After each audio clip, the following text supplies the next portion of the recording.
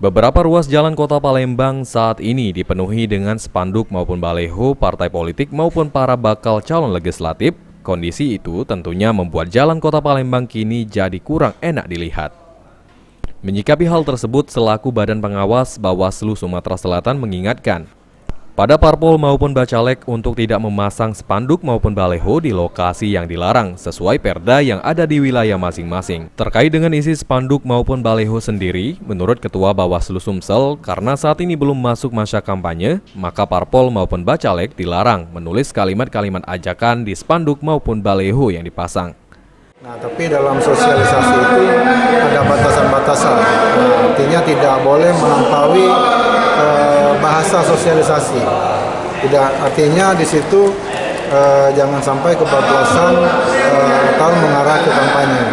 Kalau memang ada yang mengarah ke kampanye, artinya kita tentunya ada tindakan. Sejauh ini, menurut Kurniawan, Bawaslu Sumsel telah melayangkan surat kepada partai politik agar mengingatkan para bakal calon legislatifnya dalam pemasangan spanduk maupun baleho. Firman Hidayat, PAL TV.